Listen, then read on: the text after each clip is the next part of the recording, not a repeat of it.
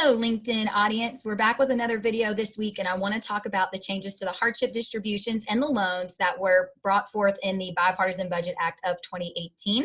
Now, less than 2% of plan participants took a hardship distribution last year, and less than 17% of defined contribution plan participants actually had an outstanding loan. So statistically speaking, we're not talking about a lot of participants affected. However, administratively, for all of my HR friends out there, I know that dealing with hardships and loans is a major pain in the butt and something that you have to deal with all the time. So I just want to focus on the things that are really going to impact you. And we will focus just on 401k. There's some ambiguity over 403bs, so keep it simple, 401k.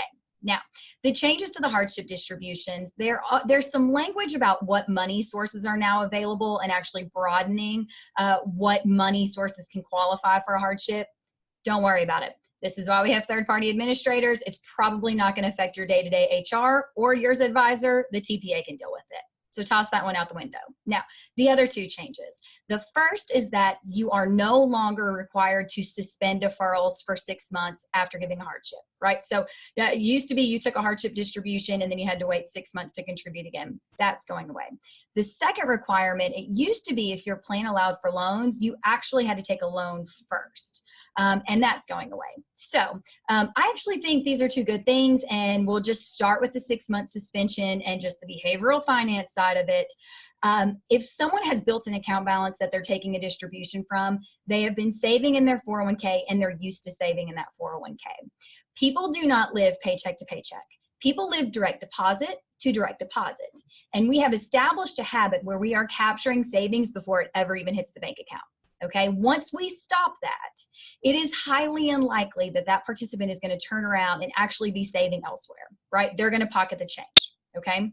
Second observation about the suspension going away, and I don't have specific statistics on this, so you're just going to have to take my word for it, but I'm going to assume that most people who take the distribution and have the 6-month suspension don't start their contributions back again because inertia. Right? We are lazy people. We don't start things back again. So my observation for this comes from when I'm on site and I'm talking to people and we're doing education, I can't tell you how many times somebody has said, oh, I'm saving 3% or I'm saving 6%. And we pull it up in the system and they're not actively deferring. Every single time that happens, the person has taken a hardship distribution and didn't start their contribution back. So the removal of the 6-month suspension, I think, is actually a really great thing. As for requiring somebody or not requiring somebody to take a loan first, you can argue both sides. Honestly, I get it. I mean, there could be times where you say a loan is more beneficial. They get the opportunity to pay it back. But, you know, if they're terminated early and they don't pay it all at one time, they could face even greater taxes and penalties. So the loan versus hardship, I honestly believe, is a case-by-case basis. And the cool thing about the rule is it no longer requires the loan. If somebody wants to take the loan, they can. They're not saying they can't, but it's no longer required. So now there's some more flexibility there. So both of those, I would say, in general, good changes. Now, they are operationally effective in 2019, so you'll start to see those changes next year.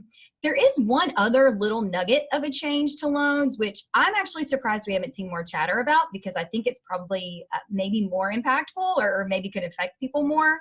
And that is the amount of time that you actually have to pay back a loan after termination. So we're all really familiar with if you have a loan out and you terminate employment with the company, or the company terminates the plan, that outstanding loan, if not handled within 60 days, can be deemed a distribution and you can have taxes and penalties, right?